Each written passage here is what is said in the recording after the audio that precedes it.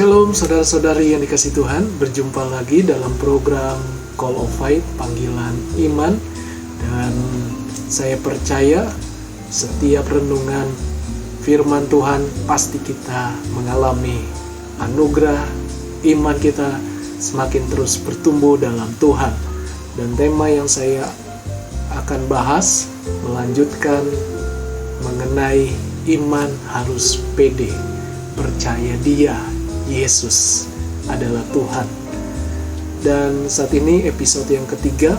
Kalau saudara belum menonton, silakan klik channel Henry Indrawan supaya kita sama-sama diberkati, dikuatkan iman kita. Dan sebelum kita mendengar renungan dan membaca firman-Nya, terlebih dahulu kita berdoa. Haleluya. Tuhan Yesus, terima kasih atas segalanya ya Tuhan. Kami dimampukan, diberikan hikmat, pengertian tentang firman-Mu. Ajar kami mengenai iman, percaya kami, tuntun kami sampai Tuhan memanggil kami. Dalam nama Yesus, firman-Mu ada kuasa, ada mujizat, dan ada keselamatan di bumi ini dan juga sampai kekekalan. Terima kasih Tuhan. Haleluya. Amin.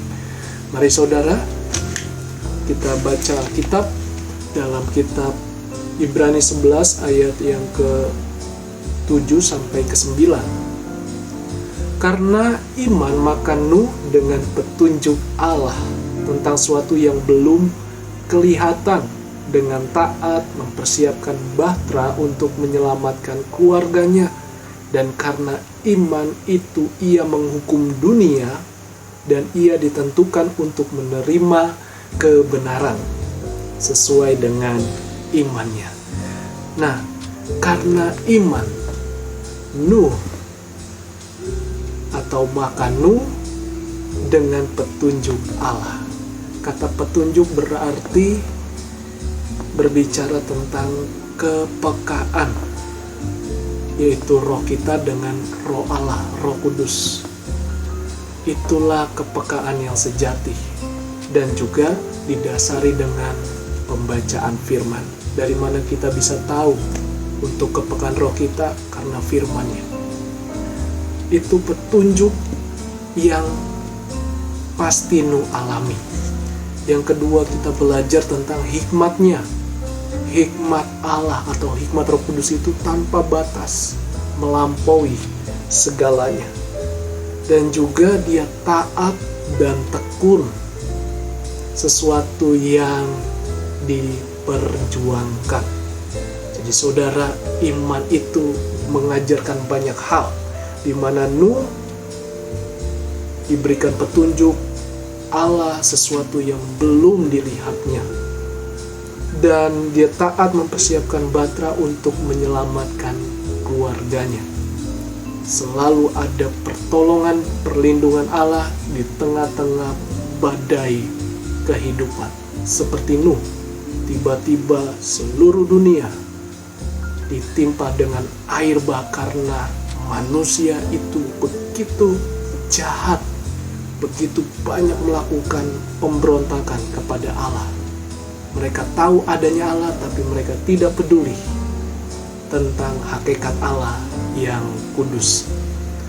Dan banyak orang yang menghina, mentertawakan dia, sebab dia membuat bahtera di atas gunung, bukan di laut. Tetapi itulah Allah kita. Sesuatu yang tidak mustahil, yang tidak mungkin, Allah bisa kerjakan. Sekalipun kita diketawai, diremehkan seperti Nuh, tetapi kita tidak tahu cara Tuhan menyelamatkan kita. Jadi saudara, bahwa dengan iman ia menghukum dunia. Maksudnya adalah iman itu adalah bukti, yaitu keselamatan dari Allah karena firman-Nya, dan juga bukti murka bagi mereka yang memberontak, yang tidak percaya kepada Allah. Dan ayat 8 dikatakan karena iman Abraham taat ketika ia dipanggil untuk berangkat ke negeri yang akan diterimanya menjadi milik pusakanya. Lalu ia berangkat dengan tidak mengetahui tempat yang ia tujui. Ketika kita membaca tentang Abraham, imannya yang taat, dan Allah memberikan suatu negeri yang disebut Tanah Kanaan. Tetapi ayat ini berbicara Abraham belum tahu tempat yang ditujui. Sepertinya kelihatan aneh. Allah menyuruh tapi tidak ada tujuan yang pasti. Dan apa yang maksud dari ayat ini? Kita belajar bahwa iman itu haruslah taat. Iman dan perbuatan sejalan sampai janji Allah digenapi. Dan juga iman harus keluar dari rasa nyaman atau comfort zone, yaitu zona nyaman. Mengapa kita harus keluar dari zona nyaman? Supaya kita terlatih, iman kita diteguhkan ketika menghadapi goncangan, badai, silih berganti yang rasanya kita nggak mampu, tapi karena ada iman yang sudah terlatih, karena Allah yang memampukan kita. Keluar dari zona nyaman saudara, karena sesuatu yang nyaman akan bisa membawa kita lupa dengan Tuhan. Rasa kita nggak perlu Tuhan, nggak butuh Tuhan lagi. Bukan berarti kita harus sengsara terus, tidak. Bukan berarti kita harus menderita terus, tidak. Tetapi kita harus keluar dari zona nyaman, pindah kepada iman. Hidup kita karena iman, bukan karena melihat, tapi karena percaya adanya Tuhan. Dan Tuhan sanggup menyelamatkan kita. Dan dengan imanlah kita diteguhkan seperti Abraham. Diteguhkan dengan imannya, sekalipun dia belum melihat atau negeri yang dia diberikan Allah, yang ditunjukkan, yaitu negeri Kanaan. Lalu dia melewati yang namanya tempat dekat Sikem atau tanah daerah Sikem, dan disitulah dimana Allah memberikan negeri kepada Abraham untuk mereka tinggal, yaitu tanah Kanaan.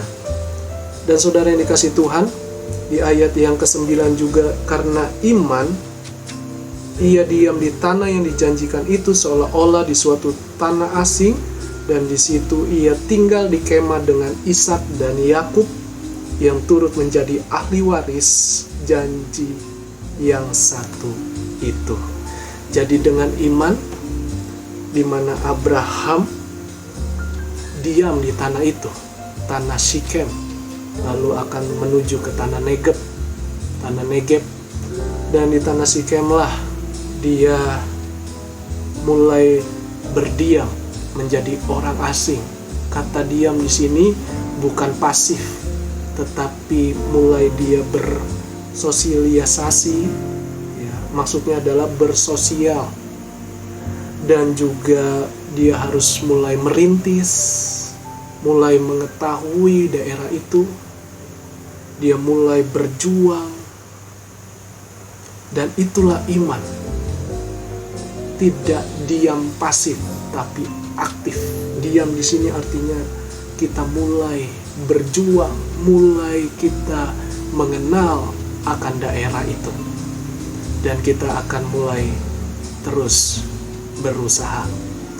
Dan juga mengapa alasan kita percaya atau iman kita percaya Dia, percaya Tuhan Yesus, yang ke-1 kita belajar dari tokoh yaitu Nuh dan juga Abraham. Yang pertama, karena iman kita pasti diberikan hikmat dalam sebuah tujuan. Jadi dengan hikmat kita ada solusi. Itulah hikmat yang tanpa batas. Minta kepada Roh Kudus, Dia akan berikan kepada kita sampai kepada janji Allah, tujuan kemuliaannya. Yang kedua, karena iman membawa kepastian hasilnya, atau hasilnya jelas, hasilnya pasti. Apa yang kita perjuangkan, kita usahakan, kita kerjakan, hasilnya pasti dengan iman.